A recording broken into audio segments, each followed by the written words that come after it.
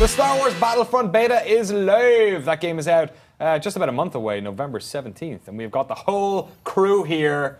Justin Haywald, Aaron Sampson, Robert Handlery. You're all here to talk about the Star Wars Battlefield Beta. Mostly these two, though, because you guys have been playing it all morning. Yeah. Aaron Sampson, first of all, what's in this beta? Where can you get it? What platforms? What can you play? I think it's going to be open in 2 days. It's just by invite right now. I think anybody who wants to is going to be able to get in on the 8th. Cool. It includes Hoth and Walker Assault mode, and it involves Sullust Drop Zone, which is like kind of team deathmatch, King of the Hill. And there is co-op, right? Yeah, they also have the Tatooine. co-op in there. But no one plays that. Well, the game, when you start up the beta, the game very clearly tells you you don't have any gear, go get gear before you play these other modes. Okay, So fair enough. they want you to go experience the two other modes before Walker Assault. And it's PC and PS4. You guys are playing it in the office right now, right? Yeah. Right. Is there an Xbox One beta as well, do we know? Haven't gotten codes for it yet. Okay. I don't think so. Right. I don't know. Time will tell. Eventually, yeah. Okay, so what's most important then is what you guys think about it. There's been a lot of chat in the office this morning about it. Seems to be waxing and waning. Aaron, first of all, what do you think? You're a massive Battlefield fan. Yeah. What do you think about Battlefront?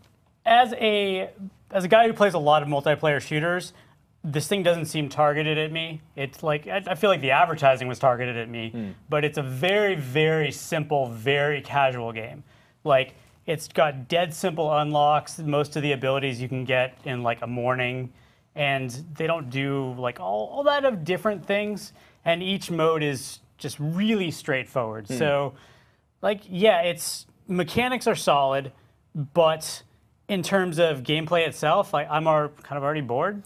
But it's the most important that it gets the basics, that it gets the gameplay down. And you can add, like, this is just the beta. You're going to layer on the more difficult stuff. Right. That's what we're hoping for. I think that's why, initial kickoff today was a little boring, was because it's just the same stuff. Because Rebels and Imperials start off or have the same weapon. Okay. And so it's like you're firing it.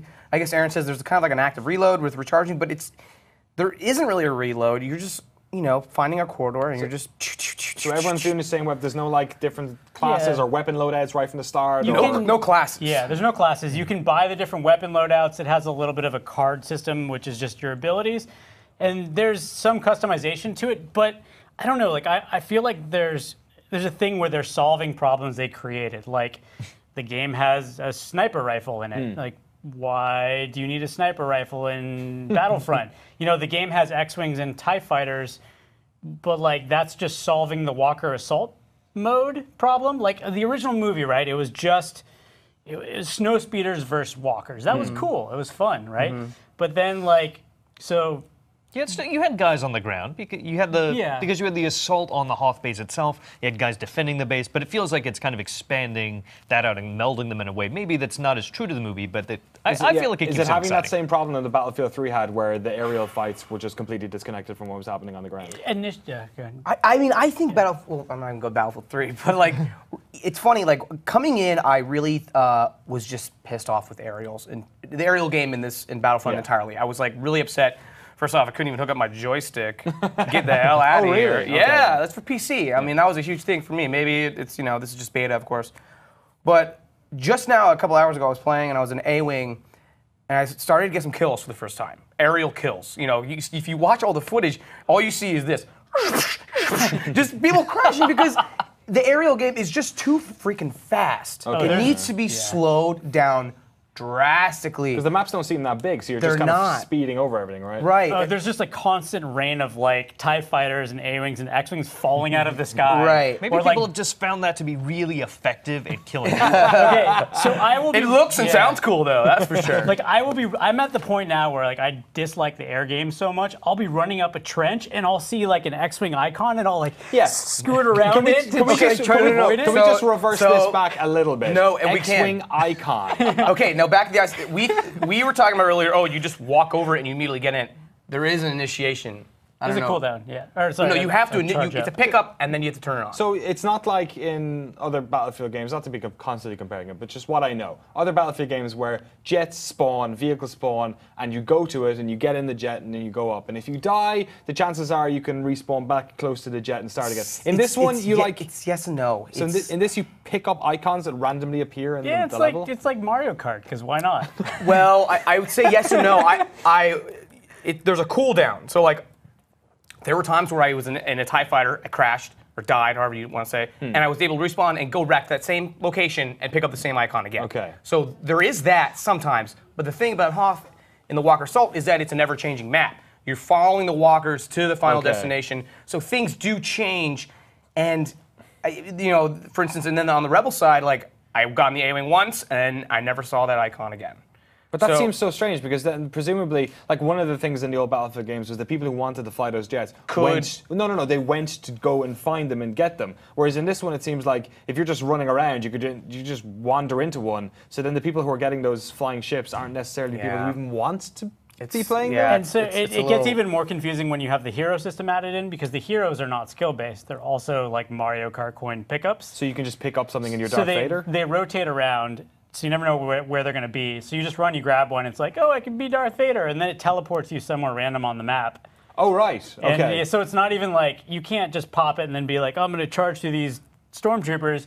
You get teleported, and then you got to go figure out where the stormtroopers went. And like, it's just stupid. So like, okay, like the footage there too, there's things that happen, like there was What's Darth Vader doing? See ya! He's taking a knee. Whoa! What? He took a knee. It's Beta, man. He got tired. So if two heroes meet in the middle of the field, right? They can lock lightsabers, and there was like this video about how great that is. But like, if you think that through to its logical conclusion, if two heroes are locked together in like a QTE, they're all just gonna get shot in the back. Oh, right, yeah. Like they're just gonna be stuck and they're gonna get grenaded. So like, Yeah, the heroes could be completely removed. That's the one thing I just do not want to see. Some people who are listening could say that, oh, like a lot of these issues are like nitpicky, like it's the way that mechanic works or how that feels. But the fact that you guys are like fans of these types of games, fans of Star Wars, and you're not feeling impassioned and you're not thinking that this is like a great game, that to me speaks volumes. Like you're a massive fan of Star Wars, and this just doesn't do it for you. Like you you wanted to, but it doesn't. Yeah, that's why I'm like kind of like so sad. Is that the more I play, I'm like, nah, this is great, man. Just listen to that TIE fighter. Yeah.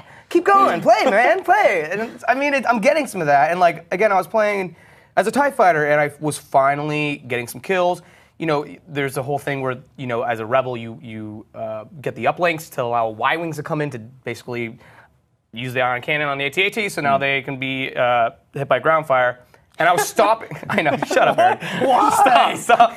I'm onto something here. I'm with you. It was kind of cool because I was stopping the Y-wings from I was shooting them down.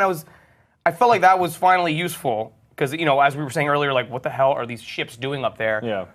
But the issue is that the Y-wings come so quick that it's like the aerial game is just slow the fuck down. Like, Y-wings like, oh, there's a Y-wing. Oh, he's out. All right, well, I didn't do anything there. Like, well, that's what those ships are. That makes sense. It just doesn't make sense for this map. Like, those are aerial dogfighters. Right.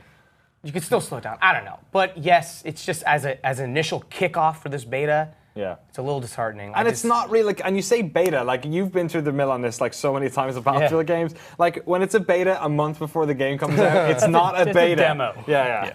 Like Rainbow, it's funny, I just played Rainbow Six Siege. They called that a beta. That was like an alpha. Like they were still like legitimately working out bugs.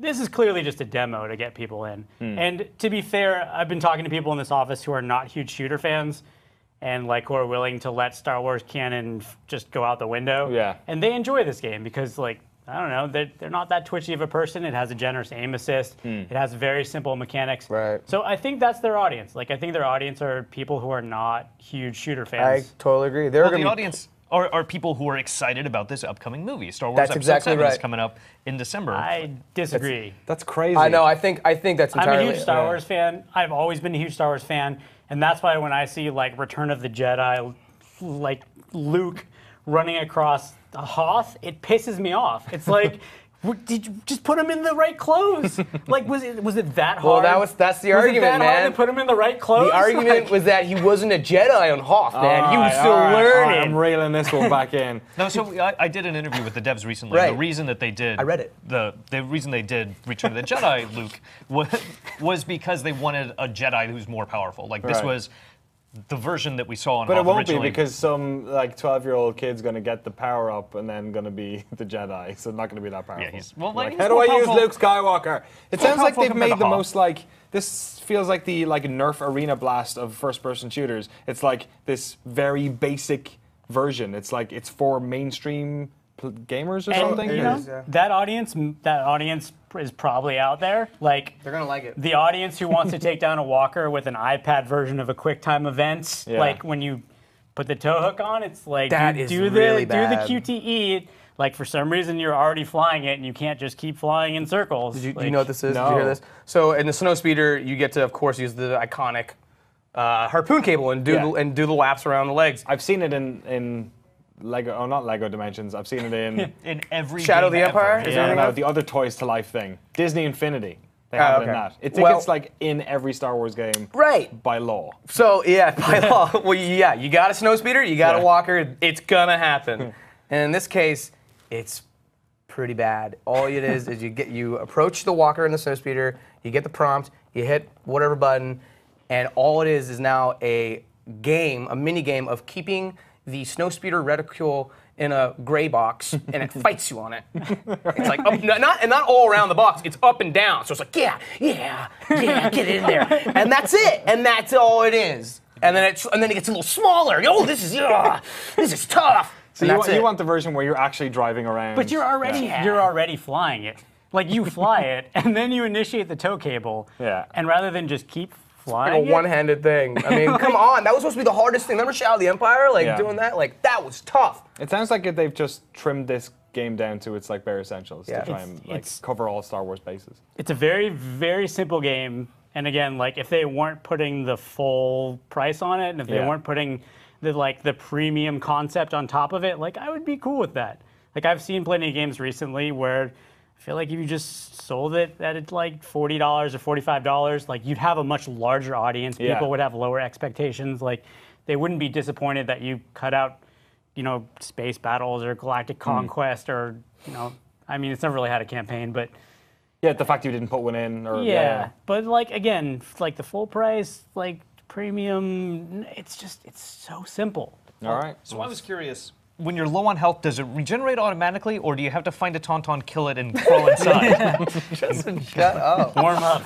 All right, that was our impressions of Star Wars Battlefront. Justin, thank you so much. Aaron, thank you very Casuals much. play this game. Yes, of course. Rob, thank you so much for coming on. Oh, thanks. Talking about us. There'll be more coverage, I'm assuming, on GameSpot during the week from both you guys on Star Wars. But in the meantime, if you get a chance to hop in the open beta yourself, let us know what you think in the comments below. Are you excited? Does this scratch your Star Wars itch? Does it scratch your Battlefield itch? Scratches something. Let us know in the comments below.